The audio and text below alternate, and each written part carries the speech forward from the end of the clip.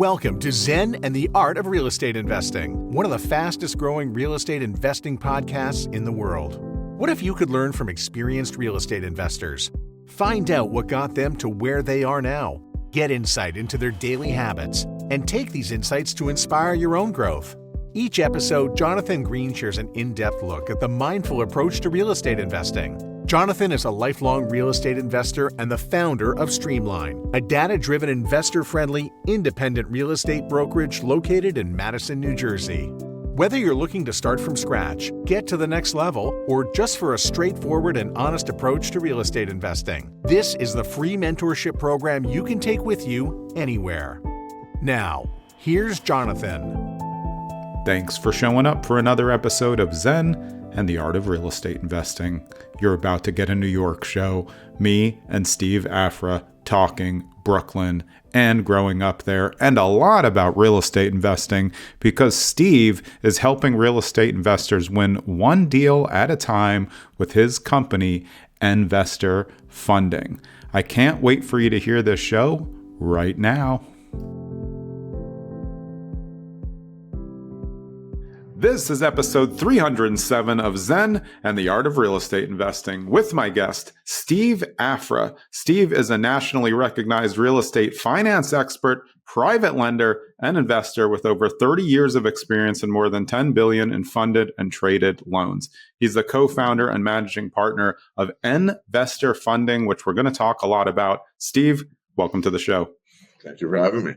Yeah, I'm excited to talk to you. And I think that I read that you did a flip when you were 16. Am I right about that? I started in real estate actually at 14. So my father was, we used to call flippers back in the day when I was growing up, a long time ago. We used to call them speculators. Yeah. I don't know if you remember. My dad was an investor. Same thing. I was being pushed through the windows of homes at 2 just so I could open the door on the other side. So it's crazy. Where did you grow up? New York. Okay, so like me. So upstate or downstate? Westchester, where my dad and I was in Brooklyn. Okay, all right. Yeah. So same. I lived in Long Island. I grew up in Long Island. We went out to flippers, Long Island summer. Same thing. Yeah. Awesome. Yeah. So back when I was growing up in the 80s, they weren't called flippers, they were called speculators. So they used to speculate on homes. So my father was actually one of the largest flippers in Queens at the time. Oh, wow. And they were buying blocks of homes from HUD for like $5,000. But these were burnout homes. Yeah. Like they were burnouts. You would get a whole block for 5 Gs. No one would go there. The crime was fucking crazy. Yeah. And these guys would buy the homes, rehab them, and sell them. And back then, there were one of the very few people that were using FHA loans in the whole country. And so they were getting these guys FHA loans and basically selling it, to the people in the communities. So I started actually really, really, really young, helping my father with those projects. So, South Bronx, South Jamaica, which was made Compton look like Beverly Hills. It's funny though, because some parts of Brooklyn. That's fine. When you're newer people who are younger here, Brooklyn, I did grow up in Brooklyn Heights. It was nice when I was growing up, but it's not what they think it was. Like everyone thinks it was. I never rode a bike because you couldn't have a bike because it was gone in 5 seconds. Like that. Man. That was just the way it was, and that was Brooklyn Heights. Now we're talking about like Bensonhurst and places which have obviously developed, Bushwick, these things. But yeah, when I was younger, there was a lot of like no-go zones. Bushwick? Are you kidding me? Bensonhurst, Bushwick, Brownsville, right? Yeah. Brownsville's still bad. I don't think they're ever going to change Brownsville. East New York, these are now they call it downtown Brooklyn. Get the hell out of here! It wasn't downtown Brooklyn. Dumbo. Yeah, real Dumbo. There was no Dumbo. It was basically the edge of Brooklyn Heights was the end of the world to me, and then you crossed over to downtown Brooklyn, like past there, and it was a whole different story. So how about Red Hook? Yeah, Gowanus was just the canal. You know why. For anyone who doesn't know what we're talking about, look on the map and do some Brooklyn research, and it will make sense. But that's interesting. So where your dad was buying these HUD homes then, and just buying as many as possible, fixing them all up, and then being able to trade them to an FHA loan, which is a great option for both sides because they're fixed up, so they're going to pass FHA back then. And gives buyers an option for lower money down, even back then, which was probably still way higher percentage. 3% down. Oh, still even then? It was less, actually. Now it's 3.5%. Yeah, wow. So it was 3% down, anywhere from 3 to 5%, but it was 3% down. It was 100% gifted. I mean, they were playing games, obviously. Yeah. Well, we're not going to get into the games, but there's a lot of games being played back then to sell these properties and sell these homes. Yeah. That's actually how I got into the business. But so from there, because there was one of the number one FHA lenders that they used to basically refer all the loans to. Yeah. I ended up working for that FHA lender as a summer job because my mom's best friend was the VP of that company. And that's how I got into lending. I got into lending as a summer job, which I was making minimum wage. And it was horrible. I worked in the basement filled with asbestos. Yeah. Classic old school mailroom. You get what you get, right? Old school mailroom. Yeah. And, I worked for a valet parking company at a very early age as well, which ran everything lucrative back then. I mean, you're from Brooklyn, so you know. Yeah. Everything back then was ran by the mob. Yeah. So I was making big money, but the restaurant I worked for basically closed down for the summer for 1 month because it was Italian and they used to go back to Italy. Go home, places. Yeah, they used to go home. So that 1 month, my mom was like, "You got to work," and that's where I took that summer job, and the rest is history. I got the lending bug. Yeah, is there something that you liked more about the lending side than being on site? Because it's like when you're a kid, you don't really want to be dragged to the properties. It's almost like that asbestos mailroom's better. At least you're on your own.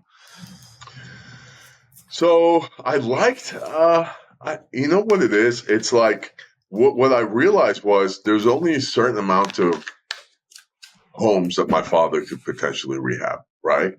And usually that was like 3 or 4 at a time.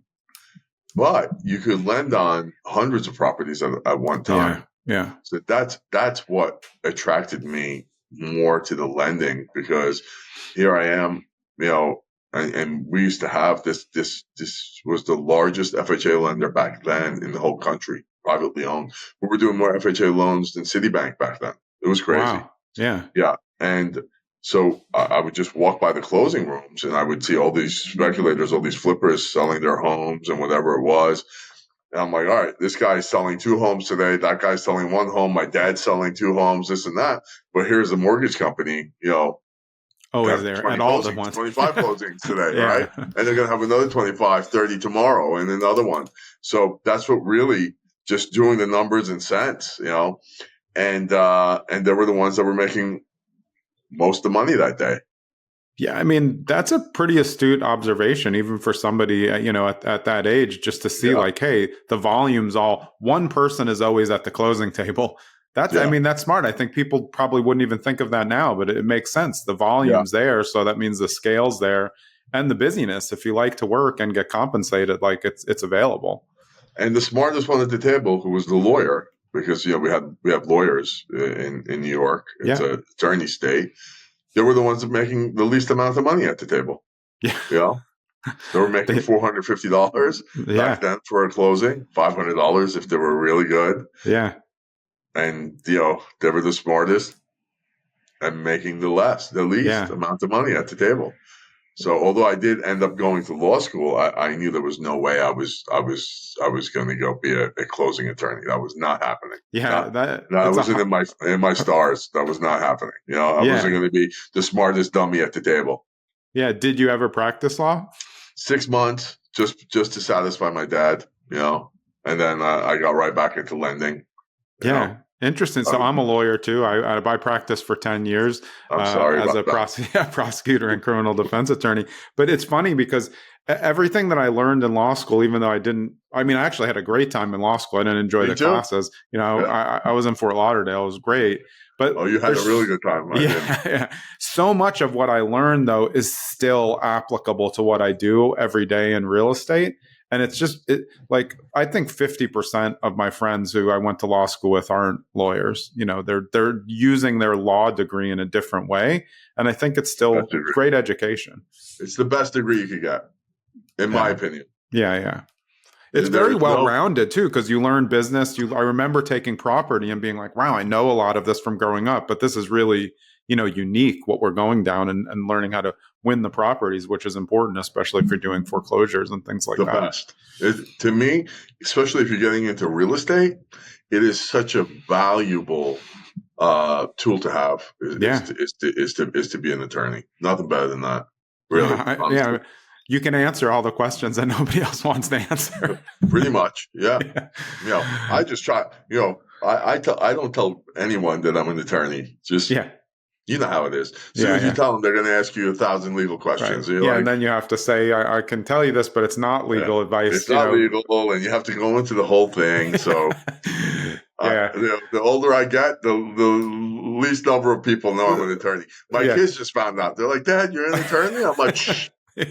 Don't tell anybody. Keep that secret. My little one, he's missing the latch between his brain and his mouth. He just tells everybody everything, So. Well, let's go into lending, because I think it's a business that I think gets a bad rap. I don't think people understand how hard it is, but especially with what you're doing at Nvestor, is this mostly fix and flips? That's a lot of different things, though, right? It is. It's fix and flip. Believe it or not, most of our business right now is ground up construction, because that's the business. That kind of makes sense. That's smarter, but also, you have companies like Chiavi that kind of dominate the landscape at this point, right? Yeah. So they've really commoditized like that business, where they can just do it in mass, where no one else could really compete with them. Yeah. And nor do you want to. And they have the technology behind it to be able to do it. So a company like Chiavi is more like a tech business. For sure. And that's how it's going to get sold at some point, right? Or go public. They're going to go public as a tech company, and they do what they do. And kind of, if you're younger and you want to go get a loan, it's perfect because it's not personalized. You're not dealing with anyone. The way I grew up, if I'm borrowing money, there better be somebody on the other fucking side of picking up the phone. I'm still like that, right? My wife thinks I'm nuts. Every time I go borrow money, I have to go, if it's from the bank, I have to go speak to the loan officer. I have to speak to the vice president. I need to know. I'm asking them a million questions. They think I'm nuts, but that's safer. Just how I am. Yeah. But it's still safer. I mean, there's so many ways that technology makes things easier. But when I look at my history, like 50 years of walking properties and just real estate, I still think the way that we did it and the way that you're still doing it, probably the same way that I'm still doing it, I still think it's a smarter way. I feel like I have much less risk because of the way that you and I are still doing business like that. Do you agree? 100%. Yeah. 100%. But you know what? The new generation isn't like that. Jonathan, they're just not. They'd rather not talk to someone. Me, I need to talk to someone. I have to talk to someone. I don't care what it is. I need personal service. And so that's the type of business we do. We just give personal service. We're picking up the phone. We're analyzing the deal. And the places like Chiavi, they just don't. And some people like that. They want to just talk to no one, upload their docs, and pay a minimal fee, and I guess it was about to happen, and even in my business, which it did. And Chiavi, all the respect to those guys, they figured out how to do it. Yeah. I mean, they're going to have many more catastrophes, but because they have scale, it just basically doesn't matter in the model. Yes. Things are going to go wrong, closings are going to happen, people will get pissed off, and they're not going to care because they have so many. If you're doing it so close and tight knit, still doing the handshake, you're going to have really much like less risk, like we were saying, even in who you're lending to, because you eyeball them and And like you said, it's a numbers game, right? Yeah, So yeah, the defaults are there, but they're getting ahead of the defaults because they're just exponentially doing more business, yeah, right? yeah, So it'll be, no matter what we do. The funny thing is, obviously I do about anywhere between 45 to $50 million worth of loans a month, right? Obviously, I don't have that type of money to yeah, be yeah, balance sheet that. We have partners like PIMCO, uh, Fortress, and places like that where we trade these loans. Obviously, I'm on the hook for them, yeah, but the funny thing is sometimes we'll have a conversation with them and loans go bad, and I yeah, tell them that's part of the business. It doesn't matter how well I can underwrite the deal. If you want me to have a 0% default ratio, then I could write 0 loans. yeah, That's the only way you're going to get it. But defaults are going to happen, and they're going to happen for many reasons. It has nothing, a lot of people think that defaults usually has to do with fraud. It's a very minimal yeah, amount of the defaults that we get are straight up fraud. Does that happen? Yeah, but that's not the majority of why people default. It's things that happen outside of their business. Usually, is right. it death in the family, a loss of a job, Divorce. Yeah, divorce, illness is huge. I mean, we had this guy, one of our top guys, and we were out with him a good $10-12 million worth of loans. And he just could, shit went south. And then when yeah, we got in contact with him, his young son had gotten sick, yeah, and those are the things that we deal with. And then, we have to call Fortress or we have to call PIMCO and say, hey, this is what's going on with this guy. We don't feel comfortable foreclosing on him because this is exactly what's happening. How do you guys want to deal with this? And then for the most part, our counterparts are, no one wants to foreclose. I think that the biggest misconception that a lot of people have with private money or hard money is that it's a loan to own business. Absolutely not. yeah. We're not I've looking said to the own same thing. anything. They think like, oh, great, you get the property back. It's like, no, No, that's the you biggest don't. pain in the ass of Biggest pain in everyone's the life. ass. Yeah. You The you know whole, what if I handed you a project halfway done? You're gonna kill yourself. You're gonna be like, yeah, right. I don't even know where to start with this thing. The whole goal of lending is steady payments every month, 100%. not to take the thing back and then do the whole No, thing again. no, Yeah. exactly. And so this is I think the biggest misconception that comes with in my business is that we are predatory lenders Yeah. and we're Yeah. looking to own that property at the end. Yeah. Absolutely not. Like Yeah. you said, the last thing I want to do.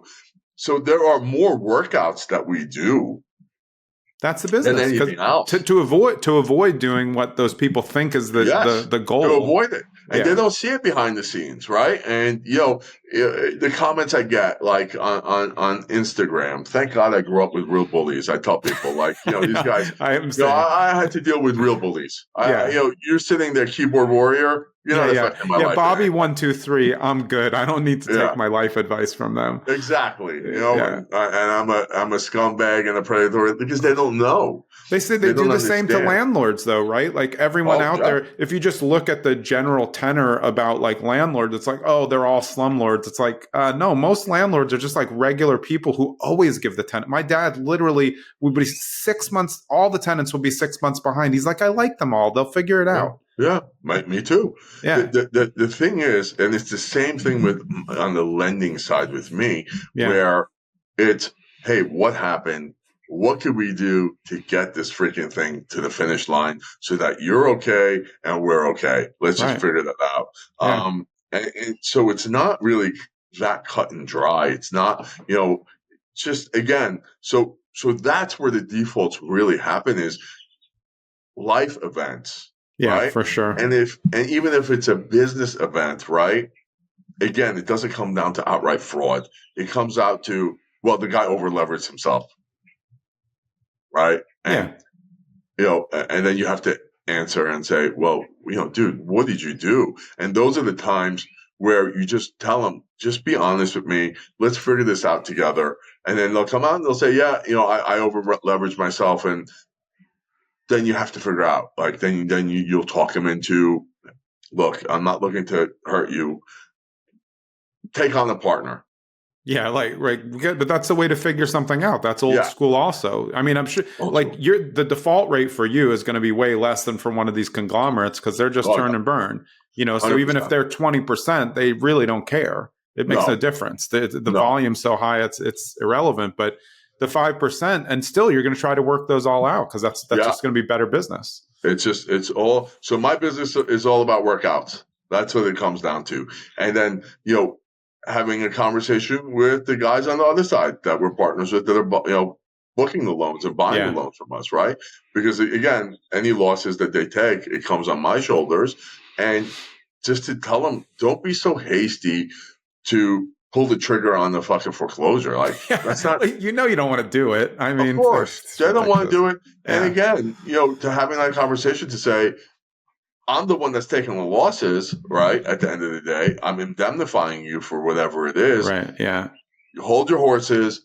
Let us work through the situation that it is. So, being an attorney kind of helps out. Yeah, absolutely. I mean, it's all negotiation. I mean, life is just a big negotiation. I think maybe to help the listeners, when you're looking at a borrower, a new borrower, whatever they're coming in for, outside of the financial capability, what are the things that you look for when you're talking to someone? Because I think people want to set themselves up well, but like you said, a lot of people, they're not as used to just being personable and explaining and telling the truth and being upfront about where they are or why they got where they were. And I think that goes much further, especially when you're dealing one-to-one. If not, you can go to the conglomerate. You're going to get a worse rate, and they're not going to care when you get sick. But what are you looking for in the person outside of the finances? So we really look at outside of, honestly, how about this? If these loans didn't end up in a security at some point, because they do, just get securitized, believe it or not. So even though they're short term, they'll go into what's called a revolver. So once those companies that securitize loans get involved, a lot of things happen that are just, bullshit ancillary stuff that have nothing to do with the deal. Yeah.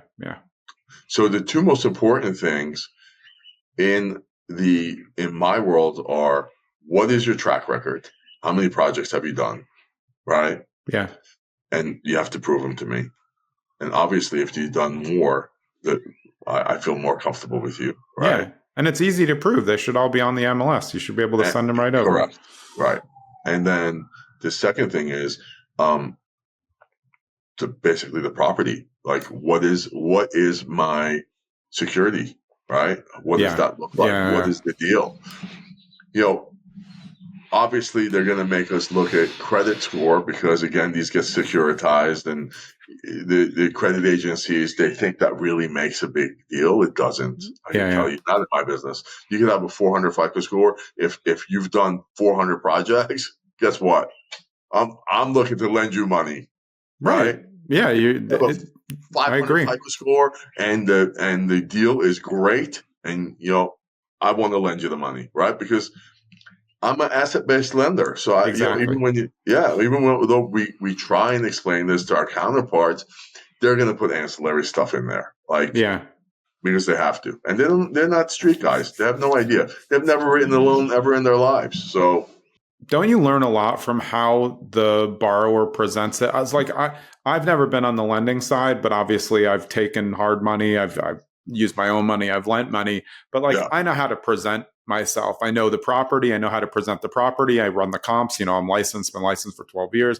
I know the repair budget, within a couple $1,000, I'm usually going to be right on the money. So I can look at how someone presents something and know oh, okay, I may not know the property, but I know they've done the due diligence. If you see a list and it's all cosmetic, I know they haven't done anything. Oh, you don't know how old the mechanicals are, how old the roof is. That's where all the money, and that's where people who are baby flippers can really lose their shit. So presentation is the key. Right? Yeah.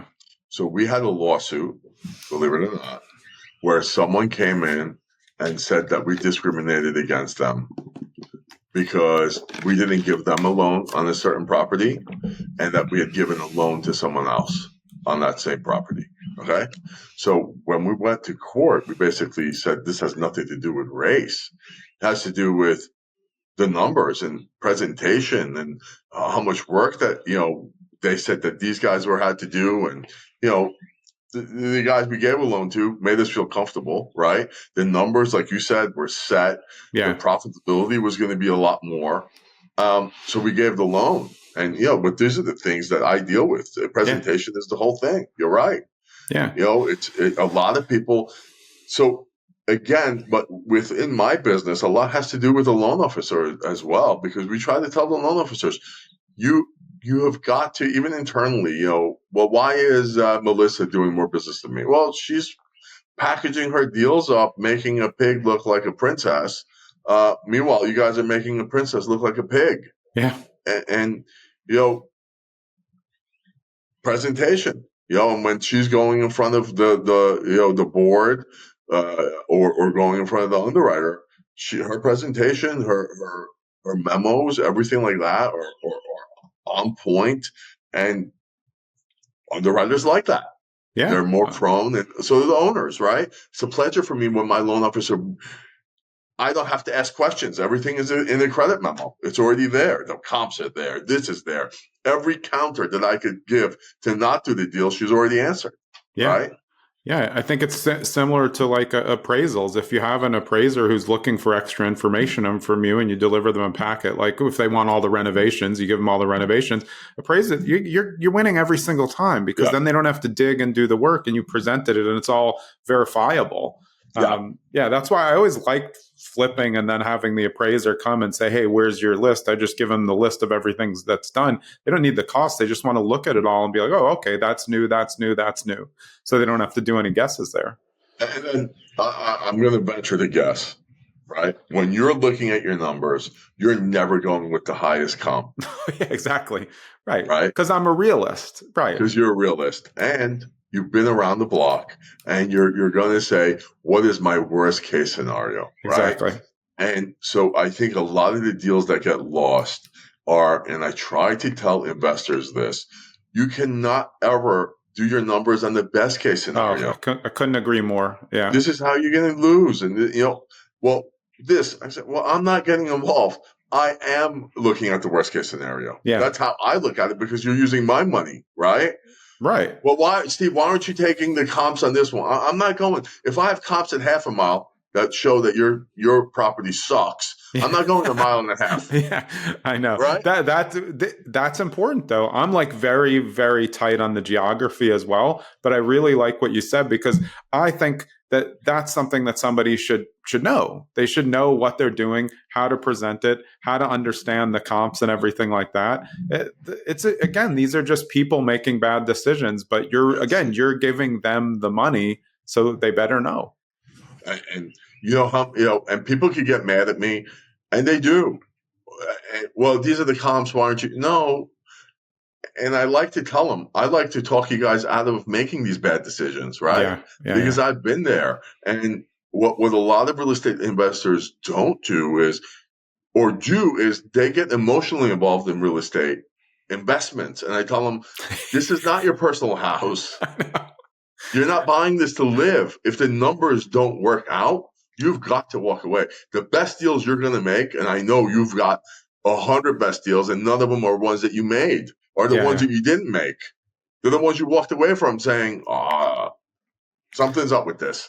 Yeah, I'm not doing this deal. And those are the best deals you're going to make, are the ones you don't do, not the ones you do. Hey, it's Jonathan. I hope you're enjoying this episode with Steve Afra as we go New York style talking about money and deals. But if you're interested and you want fast and reliable private money and you think Steve is the guy, go to nvestorfunding.com. That's the letter N, Vestor, VESTOR, funding.com. You can find Steve there. You can find out all of the things they do: fix and flip, long-term rental, short-term bridge, ground-up construction. Get a quote. Let's get back to Steve. Emotions are an absolute killer. Especially, I mean, I can see this though from your point of view. When an investor comes in and they're really tied, I really got to get this property. I'm already thinking in my head, like, this isn't a good fit, because they are, like you said, the worst thing that they can do is go with the best case scenario. Because when you look at it, it's like 19 things all have to go right that are all tied to each other just for you to get your projections. Where if you were just like softballed it like we both do, and I'm like, I always look at it as like, if I basically fuck everything up, I'm still going to make this. Like I know enough where even if I get a red card, things go wrong, like I'm still good for this. And if that's okay, I'm probably going to crush it then. And that's why I usually do. But again, that's also why there's no deals for me now, because I'm up against like investors who don't know what they're doing, who are able to get money. And like, I'll come in out here in New Jersey, like I'll bid on a flip and I'll come in like 7th, at a 14. And I'm like, I know my numbers are right. So I'm like, what are these other 6 people ahead of me doing? It's nothing. Crazy. Wasting time. You know what they're doing? Making nothing. No, they're not going to make any money. There's no chance. What? Why do it? Why? Yeah. I tell people, why am I going to put up money to make 10% on my money? I have to be fucking crazy to do that. Well, put your fucking market in the market. Put it in the S&P. You're going to make more. Index you're funds. going to Why don't do they all just this do it? crazy shit. Take all that fucking risk to make 10% on your money. You have lost your mind. You know what I'm saying? Yeah, I think I used to like to be more active, and now I'm so much more like choosy about what I do. Maybe it's age, smarts, or whatever, but like I love index funds. I like investing in syndications now because I'm older. I look at flips, but like I was saying, I know what the right number is. So when I know I'm in the middle, like, it's a tough landscape out there. I wonder. I agree with you. I look at a lot of people and I say, why would you be a new flipper right now? Like, you won't know if it's a good deal. No. First of all, you know how it is. The inventory sucks because no one's leaving. So bad. Yeah. It's so bad. They're sitting there in 2.5, 2.8, 2.75 rates. That market right now is fucking dead. Yeah. It's just dead, unless you want to go to Gary, Indiana and get shot. You're not getting deals in New Jersey. Will it happen? Yeah. When rates eventually come down, it's going to spark that activity. Home prices are going to, go up. Right now, they're stagnant at best, right? And that's when you come out to play. But these guys are just playing to play, and I tell them. But that is exactly why I'm doing more new construction loans than I am fix and flips. I don't even want to. Let fucking Kiabi have it. I don't even want to deal with that shit. I mean, the people want to work with them anyway because it's easier. Oh, yeah. They're going to get screwed, because of themselves. But 100%. If Kiabi wants to give you money for you to break even, that's on fucking Kiabi. Yeah, that's not on me.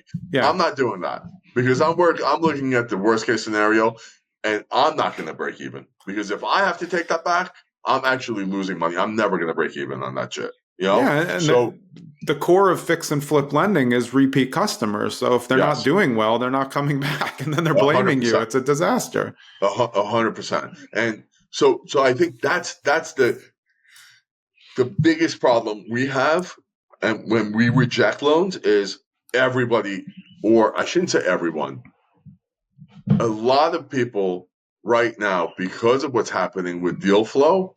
Are always going to look at the best case scenario. And I tell them, listen, even if don't look at the best case scenario, at least get the highest comp, the medium comp, the middle comp, and the lowest comp. Add them all up, divide them by 3, and that should be the number. Yeah. Right? Don't go get that medium and don't go past that. Don't you dare just go past that. It's a really so many bad steps that lead to these potential defaults, but they're all preventable. Yeah. Just from all the things that you're saying, it's like, don't do the best case scenario. Don't go out over your skis. Don't try a project that you don't know what you're doing. No contractors. Like there's so many things. I mean, that's why wholesaling is such a murky business. People are like, oh no, it's a great business to make money. I'm like, almost all wholesalers fail because they don't know repair costs. It's so obvious. And so then they can't sell it. And then that's why they have 6 daisy chains in every wholesale in New Jersey. You're like, see it on the same people's list. And one thing I wanted to bring up, which I think I'm sure you'll know a lot about, is I don't think that your regular new investor understands how many different ways a good property has already been sold off market to people they know. Once you see it on a public site and it's like an investor property, it's like 10 servings. It sucks. Yeah. Everyone who's a good investor has passed on it. I tell people, these guys that are going out and they're doing that daisy chain, I tell them, you guys are just fucking lazy. Yeah. right? I'll get 1,000 out of the 5,000. That's not a good business model. No. And that's the problem. Yeah. The problem is they don't know how to source the business. Yeah. They want to I be agree. a fix it flipper, but they're depending on a wholesaler that's halfway special, right? Yeah.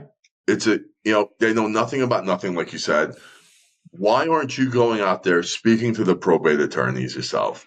Why aren't you going out there speaking to realtors yourself and telling them, hey, this is what I'm doing. Yeah. I'm ready to buy this and that. Why aren't you doing the legwork? Why aren't you going and checking out, properties that do drive-bys? The grass hasn't been kept. Exactly. The roof is fucking falling Old apart. school.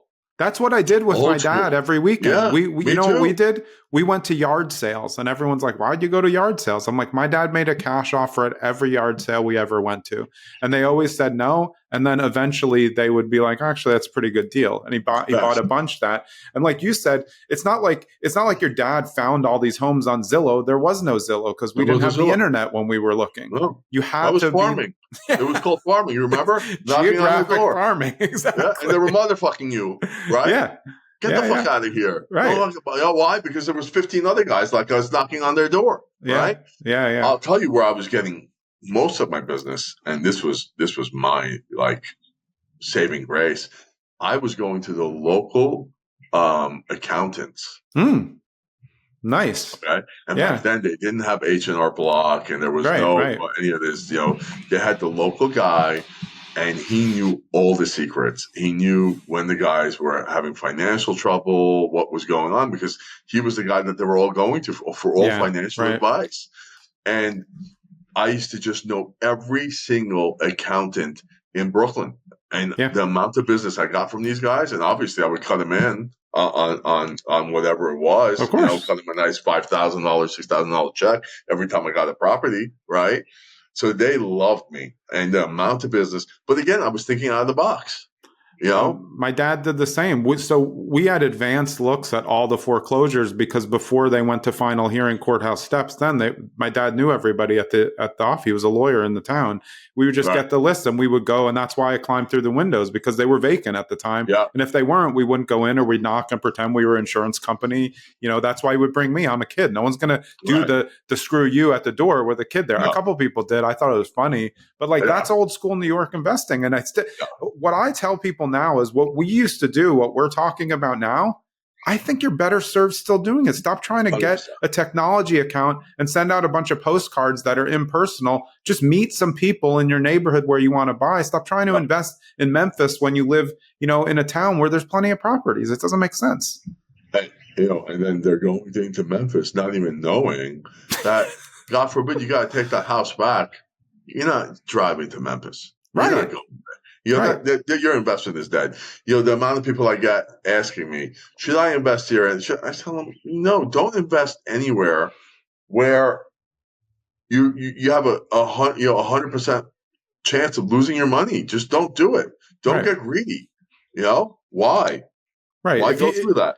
If you can't get $100K to work in your market, $100K in America right now, it's not going to get you that far. No. So if it's a screamer of a deal, well, I mean, how much do you know about the area? Who do you know there? Why is it coming to you? Exactly. You don't know anything. Why they don't understand they're the target. Yeah. They're the perfect target. When we're out here in New Jersey, we're looking for not the good New York investors know what they're doing. The bad New York investors who are kind of like new, we're like, oh, here comes dumb money again. No offense to New Yorkers. I'm a New Yorker. You're a New Yorker. Right. But no, there's a lot of done money out there. And you look at it, and I know because or else I wouldn't come in 6 ways down on the ladder on offers. There's just no way. I'm with you. I scratch my head so many times just wondering, but they're out there, and I tell them, so I have a real estate community on school. And awesome! Those are all the questions like from my from the community usually are, well, I live in San Diego and I got this opportunity in Gary, Indiana. Come on, are you for real? Like, what do you really gonna? What do you know? And why is there such a good opportunity in Gary, Indiana? Yeah, where, believe me, right? in every market, there are sharks. Why is a great opportunity that any shark in Gary or Detroit will salivate on and buy within 30 seconds coming to your table? Right. Why are you so You're special? a nobody in San Diego with a lot of money. Like, this is starting to make sense. It's the same though. Gary, Indiana. I mean, when people used to say like, "Oh, should I invest in Flint?" I'm like, "Do you know about the water situation?" Like, they just don't, like, maybe there are good deals there, but it's not like I don't want to invest there. And I, like you said, I like real estate because I can go to it. That's how I grew up with my dad. I can go see it. I can touch it. So if I invest out of state, it's in syndications where I know somebody else is monitoring them and I don't have to do anything. I really have no interest in having a one-off in Minnesota. Like, well, what's the point? Are you planning on going to Minnesota anytime? Right. No. And like, those are probably only going to cash flow like $150 a month for people. So it's like, you could find something that's going to do that locally, or just put it in index funds and stop spinning the wheel. I agree. Or even, look, you can go upstate New York. Yeah, that's where I go every weekend. Yeah. Bro, go to Buffalo. Go to Albany. There's opportunities. Rochester's on fire. So is Buffalo. You're right. Yeah, so great Buffalo. areas. Yeah, like those are areas. Yeah, and you want to go in Jersey? There's so many areas in Jersey that you could go. You live in Philadelphia. You buy Philadelphia. You're in Pennsylvania. There's so many great opportunities. You're in Connecticut. Go to freaking Waterbury. Right. There's so many places you can go. Go to New Haven. But you know what? You know what the problem is? That takes work. And all the things that we're talking about, old school ways that we do business still, it's just more work. It's much better work, and you'll have a much higher percentage of success, but people don't want to do work anymore. No. And so they default to technology, which is impersonal and is like the antithesis of building relationships, where if you just spent the same amount of time just building relationships with people, way more deals are going to come to you because people already like you, they know you, they trust you, and then you're getting that deal that's never going out to the market like all the ones we're talking about. It's never ever going out to the market, and you're the first person that they're going to. You just have to be nice and personable, right? And I know you guys did this, and when we used to buy a house on a block, believe me, we knew every mother on that block. Everybody, we knew everyone. Why? We were, "Hey, how are you? I'm Steve. I'm here with my dad. How are you doing? If you're ever looking to, sell the property, and we were just having conversations, and then you're going to get somebody eventually. Someone's going to want to sell, and you're going to be the first conversation." Yeah. And I wonder if you had this experience several times with my dad. And then when I was doing off market on my own, I got plenty of FUs. Who told you I was looking to sell? I'm like, nobody. They always call back. Because when they're mad, 100%. It's because you're right. And they're just not ready. So that's why my dad did the thing at the yard sales. And then he would just follow up. He'd swing by. They'd have any of the yard sale. We'd come back, and he's smart. He used the kid as a buffer all the time. And the thing is, they're afraid of rejection. Yeah. Right? Oh, yeah. And we just didn't give a shit. We just didn't. I think it's funny. I agree. Too. Yeah. It was always a numbers game. And you could never take it personally. They just don't want to, So I'll tell you a funny story. Of perseverance that one business. Okay, so we still have properties in Brooklyn, unfortunately, and Queens. Okay, I wish we didn't, but we do. And I'll get called still every day today because that's New York. There is the perseverance. Every day I get calls. So this one day I'm just having a bad morning. Bad. Okay. I get a call, 347 number. I already know it's New York. And I click. Like, no. 10 seconds later, I get a call. Now I'm curious. I'm like, maybe I should pick this up. Is it a fire? Family. I don't live in New York, right? I'm living in Nashville. So I'm thinking maybe there's something wrong. But I click, right? And no. 10 seconds later after that, now I'm worried. I'm like, maybe something happened to my brother. Maybe something happened to my sister. Now my alarm is up. I'm thinking this is serious. I pick up, and the guy's like, "Hey, I wanted to talk to you about 55 Herkimer Street in Brooklyn." And I unload on this guy. I black out. I'm MFing him. You MF. I'm just going crazy. I turn completely Brooklyn, New York on him, right? I just tear it. To a point, my wife was looking at me like, "Holy shit! Who's that? I haven't seen you tear someone's ass like this in years, right?" Yeah. Boom.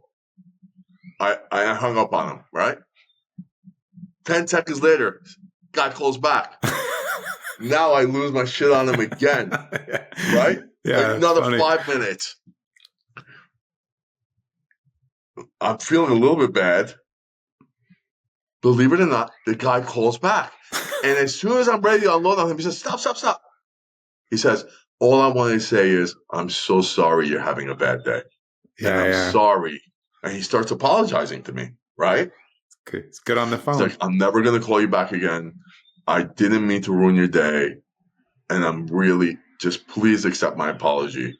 I didn't know. I was just trying to be aggressive. Maybe I was, and he's just going into this whole thing, right? It's good. Solid. Now I feel horrible. Yeah. Right? Because I'm the one that always says persistence breaks resistance, right? Yeah. Now I feel like complete shit. And I go to him, I go, wow, okay, I accept your apology. And I'm sorry that I went crazy on you. And I hang off the phone. Then I realized that my cousin is looking to sell one of his properties in Brooklyn, right? Yeah. We had a conversation 3 days before. What do? I pick up the phone. I call this guy back. That's now. nice. He picks up. Yeah. He's like, are you looking to go off on me again? I go, no. Look, I'm going to give you a lead because I feel bad. And you know what? You were just being persistent. You were doing your job. And I had no right to unload on you just because I was having such a bad day. Yeah. And I gave him my cousin's number. I called my cousin and he got the listing and he closed it. That's awesome. And made money. So. Yeah. My catch turnaround phrase when I get the screw you is always, are you okay? And it always works. Right. They're just like, oh, that's different. Or one of the other things that I like to do now with technology, when someone says like, how did you get my number? I'm like, I'll send you the link where I got your number right now, just so you know I'm not like stalking you. And then I just send them the link to Spokeo. Like anyone can find you. This isn't hard. I'm not like, I don't have a PI tailing you. I'm just like on the computer, because you get the 80-year-old, they don't know what's going on. They think it's crazy. Once you explain it, they're like, huh. Yeah.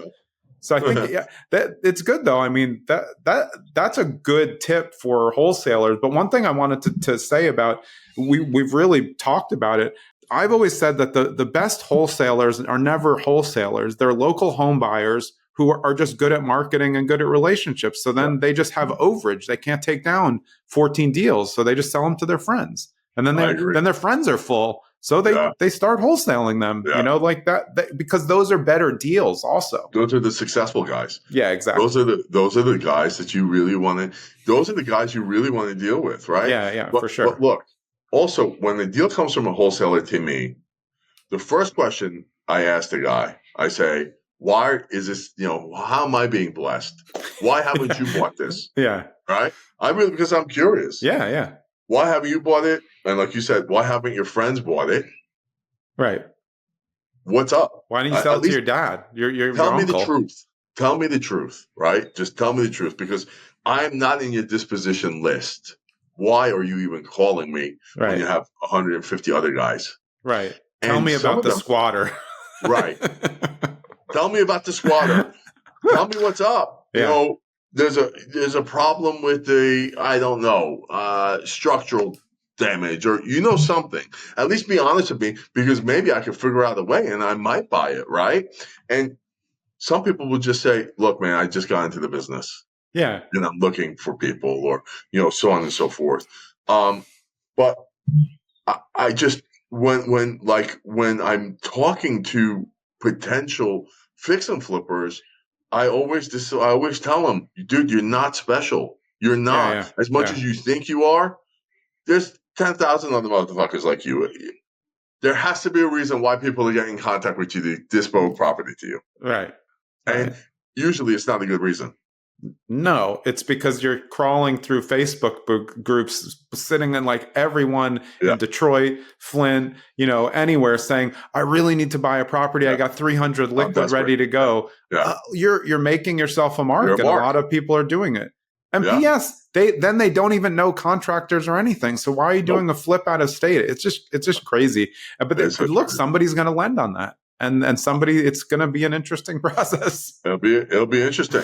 It'll be interesting. But you won't be doing that. No. Yeah. And like you said, look, that's the other thing. When I see that somebody lives in San Diego and they're buying something in Missouri, good call.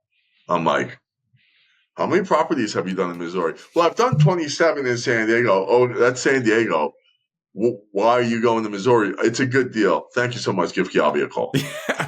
The way that so when I'm looking at multiple owners in an area, I start calling, everyone says like, how do you build a list? Like when I'm looking, I build a list of out-of-state owners, and then I see who lives the farthest away, who owns only one property. Where other people are thinking, I'm like, well, it's because they don't want it. That's like the easiest property to get. Whereas people, they don't even want to do the work to get it to that. I'm like, there's a way to build a list, and still at the end, you'll have the guy who owns 4 and he lives only one state away. But if you start with a New Jersey property that's owned by someone who lives in California, you're going to buy the property. Unless they have a relative living there. Well, what do they want a one-off with paying 16% property management because it's a one-off? It's crazy. I agree with you. You're right. That's smart. Or maybe they used to live in Jersey. They decided to keep it because someone told them, you know what, never sell your real estate, right? Yeah, but they don't even realize it's doubled in value. No. And they're getting $1,100 in rent. Yeah. That's very smart. I didn't think about that. That's very good. It's one of the sneaky. I mean, but I grew up with a dad who, that's why I'm saying, I think like what we're talking about now is really just behaving like an old school real estate investor. To us, it's just like being a New Yorker. But I really think that technology, I like it, I use it. But if you want to be good at real estate investing now, you have to think differently, and you can't trust the technology to do everything correctly. It's like if you use technology, you're going to laugh at this because this is my funniest thing. Like people will tell me, oh, I called a bunch of foreclosures today. I'm like, oh, well, tell me what you say. And they're like, oh, I start off saying, hey, I know you're in foreclosure. I'm like, are you an idiot? You're going to call a foreclosure, and the first thing you're going to tell them is that you know they're in foreclosure. Why don't you just tell them they're a failure in life and you kick them in the nuts? Like, give me a break. Because they just read online somewhere that that's what you do. It's like, you're not being a human being. YouTube told them. Right? YouTube. When the ChatGPT, ChatGPT, give me a script. First embarrass them. Tell them they're worthless. Tell them they're not good to their family. And then tell them you're going to buy it for cash, even though you don't have any cash and you don't have a lender. Listen, I know you're a shitbag loser. Exactly. What's going on? I'd like to help you. People are just, it's common sense, first of all, has gone out the window, right? It doesn't exist. And no one has patience. So now we're sitting there wondering why they don't want to work hard. Everyone wants to get rich yesterday, right? Because it's like Amazon. They want, it's not even Amazon tomorrow. Now it's Amazon fucking now, right? Yeah. Where me and you had to wait a month or 2 months to get whatever we ordered, right? Yeah. Right? We had to wait till Saturdays to watch cartoons. Oh, yeah. Things were different. We didn't have auto rewind, and we had to wait till movies came out to go to the movies and watch them. Oh, right? How about just calling a business and it's just busy for an hour? Calling the pizzeria, right, on a holiday. There's young people listening to this like, what's a busy signal? What are they even talking about? What are the busy signal, right? And then they're picking up, we're busy. We can't take the call now. Click, and you're miserable because that was the 75th call you made to them. So now you have to get on your bicycle, go down to wherever pizzeria is, and stand online. God forbid you have to stand online. These guys have no idea what standing on the line is. Yeah, but persistence and all the things that we're talking about and patience are really so important. And I think like if you have a nurturing mentality, whatever you're doing, even if you're thinking of them as leads and not humans, like if you just want to nurture the relationship, you'll be much better long term because you're going to remember things that the other people don't. You're up against technology and VAs and people who don't even live in the area. If you're local, you have an advantage, even if you've never done a direct purchase from a seller. If you live on the next block, you have a direct advantage because you're geographically right there. You know the neighborhood, you know their neighbors. So we do quality control with our sales guys, okay? And I'll listen on to a conversation. And then I'll say, look, now you listen on to me, right? People don't listen, right? And I tell them, this guy's asking for a fucking ice cream and you're trying to sell him a pizza. Yeah, exactly. Right? He's talking about X and you're talking rate. He didn't even ask you about the fucking rate. He's asking about leverage and you're already going in there saying, oh, I'll beat the rate. Listen, right? What is it that he wants? That's A. B, when I talk to them, like I'll hear a kid. I'll say, oh, how old's your child? Exactly. Oh, he's 6. Yeah. We're the same. 6? I have a 9-year-old. Yeah. Isn't that what crazy? Does he like?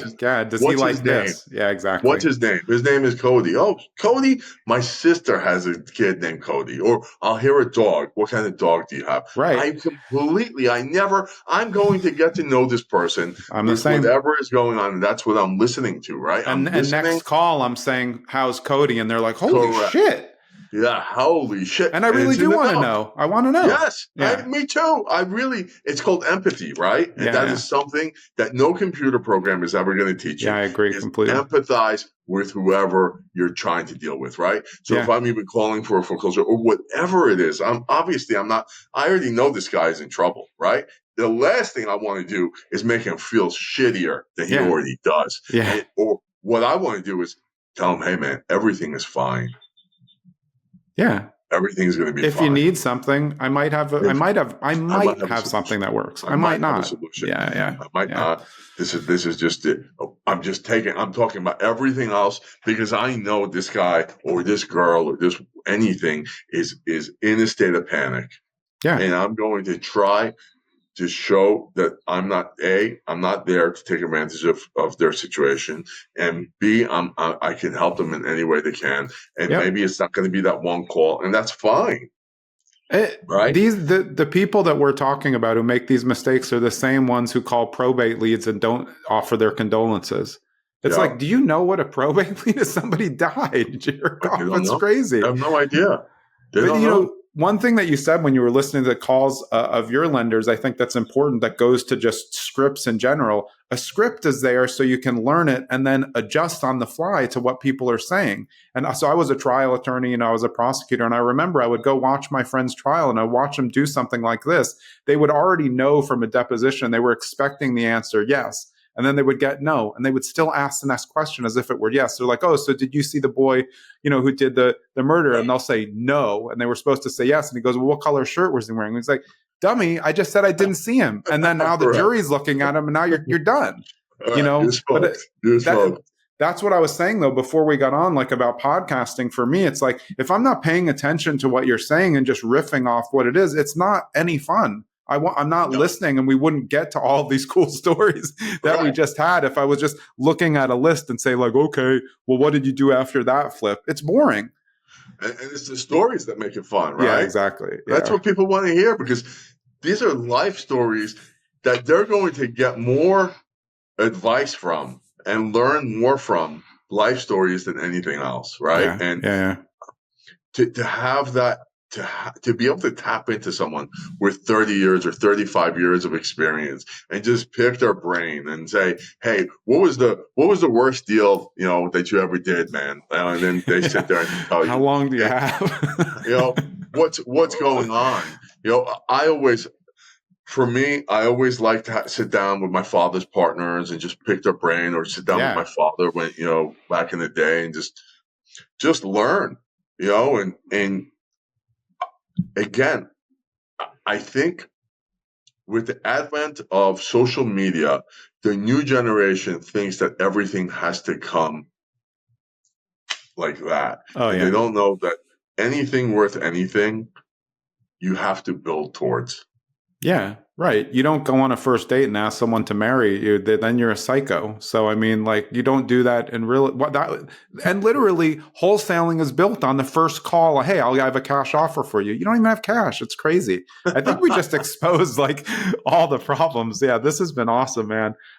Is the best places for people to find you at one for you personally, thesteveafra.com, and then for your funding company, N, that's just the letter N, investorfunding.com. That's it. Yeah. Awesome, man. This has been one of my favorite conversations. New Yorkers just going at it. Jonathan. This was great. I didn't know you were from Brooklyn. I would have booked this a lot earlier. It would have been, I love it. I love it. 71 to 82. Yeah, I'd love to. Yeah, 71 to 82. I lived in Brooklyn Heights. Then I left, went all around, traveled all over. And then 14 or 15 years ago, I moved back with my 2 kids to the same block I grew up on in Brooklyn Heights for 1 year, and then Dumbo for 1 year, and then came out to New Jersey. But it was like cathartic to be like, my kids still to this day say, you would not shut up. They always said, all I said was, can you believe that you're walking in the same footsteps that I walked in? or it's like, I lived in Soho for like 15 years. Oh, right? Yeah. My kids hate it when I go back. Yeah, you want to know why? Because I'll be like, you see that? Yeah, exactly. Place. That wasn't that. That was the local bar. Me too. And they're like, Dad, you just want to tell us every block. Like, I used to go there and have coffee. That was a cigar store. Same. I can't help myself. Yeah, right? Me neither. It's so much fun. Yeah. It's so much fun. Yeah. Let's definitely do some business together. But yeah, I really appreciate it. This has been one of my favorite episodes. And I like that we're having like a real fun conversation, because it's something like you were saying, it's different. It's something that people can get a lot of value from, because it's just honest, real life stuff. This is what we think. Yeah, this is what we think. Yeah. All right, man. Really appreciate it. Thanks so much. Thank you. Thank you again. Yep, that was Steve Afra. He is the founder of Nvestor Funding. You can find them at nvestorfunding.com. I'm Jonathan Greene. We'll see you next episode. Thanks for sticking around to the end so you can get a preview of who's coming up on episode 308 of Zen and the Art of Real Estate Investing. And it's Joel Kraut of Burr Loans. Now, Joel and his company own Burr.com. I bet you thought Brandon Turner did, but no. So if you go to Burr.com, that's 4 R's, you'll get the story. But before Burr Loans, there wasn't a private long-term financing option designed for securitization. There was only hard money or fix and flip loans. We're going to talk about Burr Loans next episode with Joel.